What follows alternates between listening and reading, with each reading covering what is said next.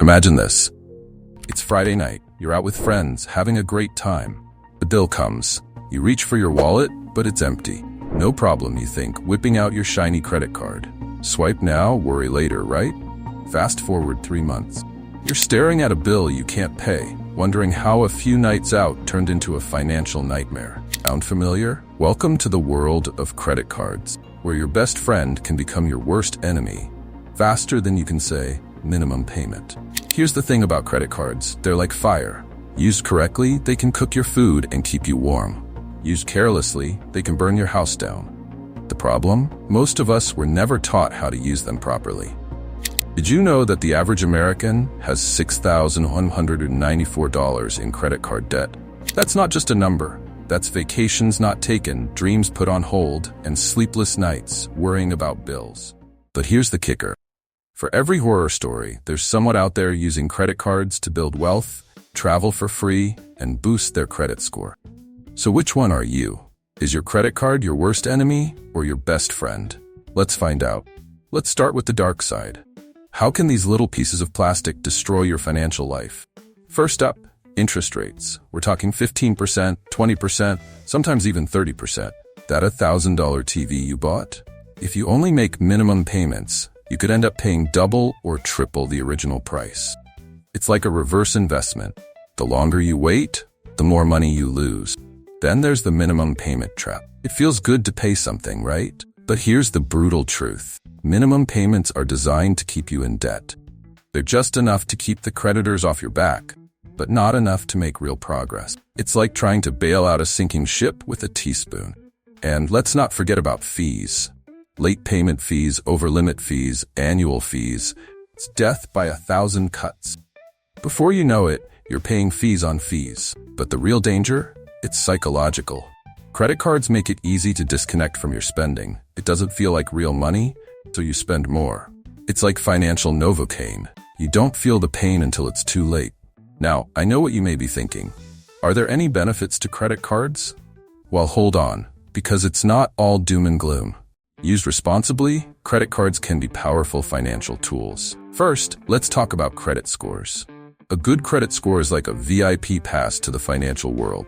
Lower interest rates on mortgages, better insurance premiums, even job opportunities. A good credit score opens doors. And one of the fastest ways to build credit? Responsible credit card use. Then there are rewards. Cashback, travel miles, points. It's like getting paid to spend money you were going to spend anyway. I know people who haven't paid for a flight in years, thanks to their credit card rewards. Protection is another big plus. Many credit cards offer purchase protection, extended warranties, and fraud protection. It's like having a financial bodyguard in your wallet. And let's not forget about convenience. Online shopping, recurring payments, emergencies. Credit cards make life easier. No more carrying wads of cash or writing checks like it's 1995. Now here's the million-dollar question. Why do some people drown in credit card debt while others swim in rewards? It's not about income or education. It's about psychology.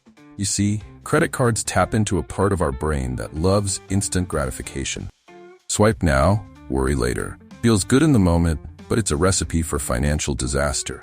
But here's the secret. People who master credit cards aren't immune to these impulses. They've just learned to override them. They've trained themselves to see credit cards as tools, not magic money machines. Like going to the gym. At first, it's hard, but over time, it becomes a habit. The same goes for responsible credit card use. It's about building the right habits and mindset. So, how do you make credit cards your best friend? First, treat your credit card like a debit card. Only spend money you actually have. This one habit alone can revolutionize your finances. Second, pay your balance in full every month. No exceptions. You can't afford to pay it off. You can't afford to buy it. Period. Third, use apps to track your spending. Most credit cards have their own apps. The key is to stay aware of your spending in real time, not just when the bill comes. Now, these tips are good and all, but what if I already have credit card debt? Here's a bonus tip. You could consider a balance transfer card with a 0% introductory APR. It can give you breathing room to pay off your debt without accruing more interest. Look, credit cards aren't good or evil. They're tools, and like any tool, their power comes from how you use them. You have a choice. You can let credit cards control your financial life, or you can take control and make them work for you. It won't always be easy. You'll face temptations, you'll make mistakes, but with the right knowledge and habits, you can turn these pieces of plastic into powerful allies in your financial journey. So, are you ready to make your credit card your new best friend? Power is in your hands. Use it wisely.